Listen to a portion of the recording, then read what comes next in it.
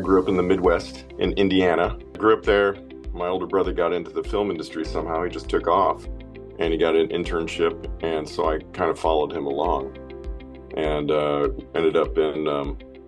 eventually ended up in Hollywood and started working. And when you say it started working, it was a long process to get into the film industry alone. My day job is doing props. I used to do production design, art direction, and things like that. And then I started making films because that's something that I've always wanted to do. Ever since I've been a kid, I've always wanted to make films.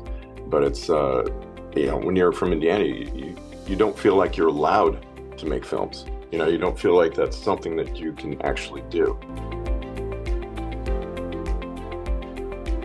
That film was shot on Super 16. It was the last film I've ever shot on film. And it was interesting. At the time, I was working for 20th Century Fox. I was working for a division of it called Fox Sports. And we would always have short ends. I don't know if you know new filmmakers wouldn't even have an idea what short ends are. They're just things left over from the commercials that we shoot. And so I stockpiled all the extra footage, the raw footage that hadn't been used. And so I made a short film out of that with a whole crew. And that cost me a lot of money.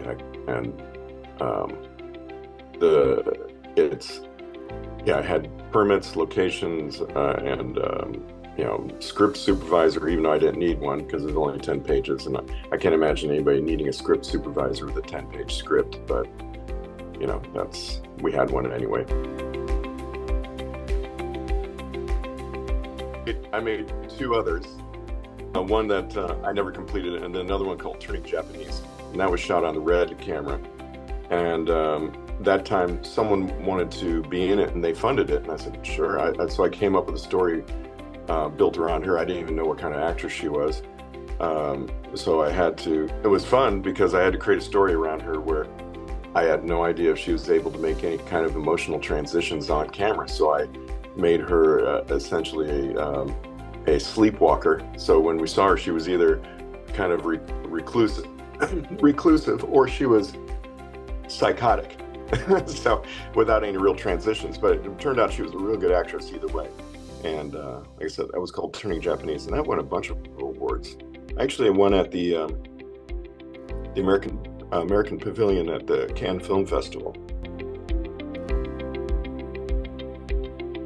I was incredibly honored to be a part of the festival. I unfortunately was unable to attend, so I have no idea how it went there. I would have loved to have gone, but finances, I really wanted to go. I really specifically wanted to get into that film festival, so I was very happy that I got in. Okay, so as I spoke a little bit about, it's a feature film that I started during the lockdown. So it's been 4 years, roughly 3.5 years. And I had this little cabin in Big Bear, California, which is about 2 hours away from Los Angeles, and it's up in the mountains. And perfect place to spend lockdown, no one's around. And at the beginning, if you remember, it was, we're only gonna, at least in America, we're going to lock down for 2 weeks. Mm-hmm. And I had been working a lot, so I thought, this is going to be a great opportunity just to do nothing. I'm just going to go up there. And of course, day 10 rolls by, and I think, I can't just sit here and do nothing. I've got to do something.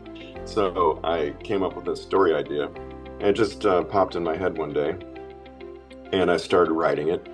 And then the lockdown went from 2 weeks to a month, and then to 2 months, and I thought, I do have to shoot this.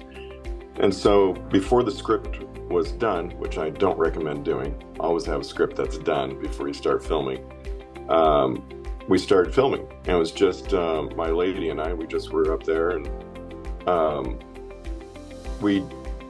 I didn't have a crew. It was just her and I. It comes across as a film that has a crew, but there isn't any. And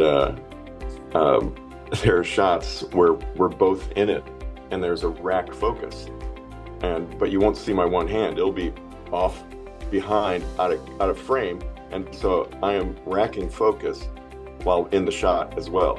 And so It was kind of difficult. And then there was shots where I actually had to rack focus when you see both my hands, because I'm in it. I'm not an actor, but I'm in it.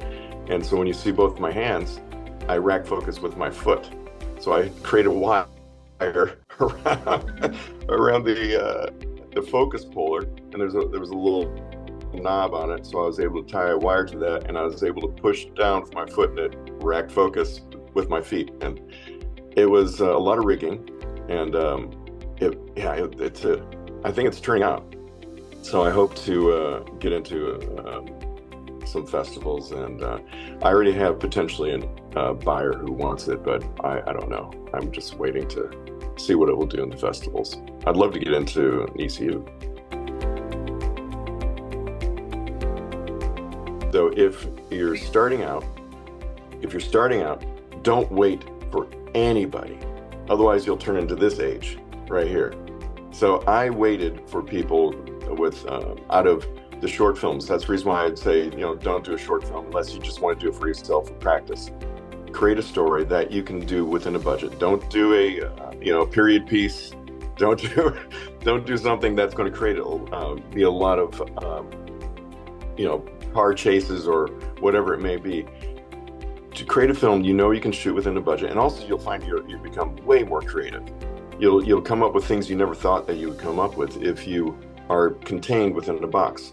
That's why a lot of these big superhero movies are kind of fail as an emotional journey, because they have unlimited budget. So, well, what do we do here in this moment? I don't know, make this Iron Man guy just crash into a car or something. Anyway, it's keep it within a budget that you can shoot, and don't wait. Like I said, I waited on a few producers in the past saying, "Oh yeah, we're going to fund your film. We're going to fund your film." Never happened. Ultimately, nobody cares about your project. Only you're going to care about it. So make sure that you just start doing something, and you're on your own. And then until you get into some good festivals, or find an agent, or find somebody, you're definitely on your own. So, but it's possible, and people need to just do it.